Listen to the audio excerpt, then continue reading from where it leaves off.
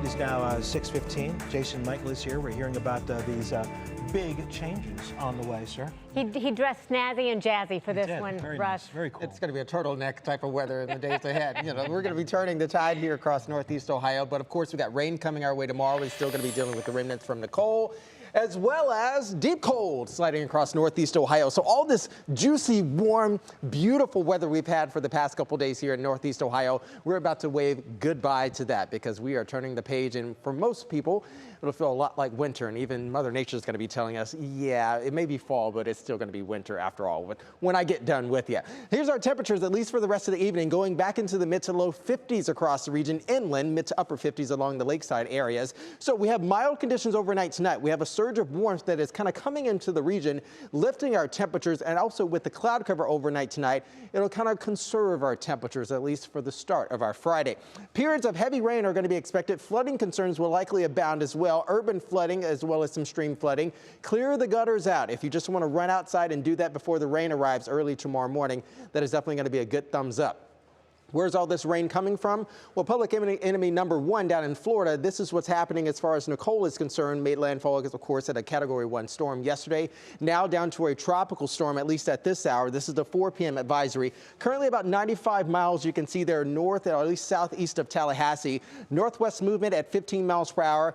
Once it continues losing steam, it is likely to race right up the I-95 corridor, and the outer bands are already beginning to be felt in portions of eastern Ohio at this hour. So what we're facing for tomorrow morning will likely start out with light rain and then moderate to very heavy rain. Florida is still dealing with the remnants from that right now, with a storm surge potential there on the eastern coast as well as the western coast, 3 to 5 feet on top of normal tide, as well as you can see there the coastline of Georgia and also North Florida. So as we move forward here, as far as our forecast is concerned, temperatures are pretty good, at least for right now. Low 60s in some areas, mid to upper 50s in other areas. We start to turn things around, again, as I said before, for tomorrow. So we're going to marry these two systems.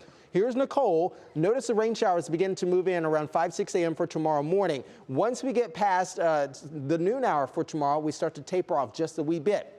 However, because we'll still have the cloud cover, because we'll still be dealing with the moderate to heavy rainfall, we'll have our temperatures subdued for tomorrow. Then comes the trough. This area low is going to drag all of that cold air out of Canada and ignite our lake effect snow showers. The bulk of that is likely happening the second half of the weekend on Sunday. Saturday likely be a mainly cloudy day. We could have a few spits, you know, perhaps even a little light rain, perhaps even a little light mixed precipitation. But as the cold air moves on in here, by the time we get to Sunday, temperatures at the surface will be stuck in the low 30s to the mid to upper 30s. So this is likely to cool the column of air from the base of the cloud all the way down to the ground. So any sort of accumulations we could be getting will likely be concentrated north and also east of the Cleveland metro, so mainly the snow belt region. So let's pull in a little bit closer for you. You can see here rain showers begin to move in southeast, pressing over towards the northeast, 5, 6, perhaps even 7 a.m., continuing through the morning hours into the early afternoon. The drive at 5, mainly dry, but again, we're still going to be watching for the potential for some flooding areas as well. Union Home Mortgage 7-day outlook, cold days expected Sunday, Monday, Tuesday, Wednesday, even into Thursday. We've got a few peaks of sunshine on Monday with some light flurries. PM isolated showers possible on Tuesday, upper 20s starting us out on Tuesday.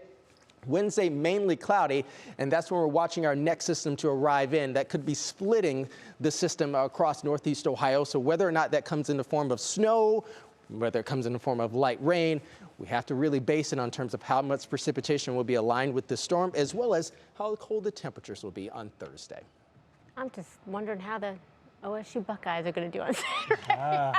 Yeah. They should be immune to playing in these conditions, That's though. true. That's true. I shouldn't worry.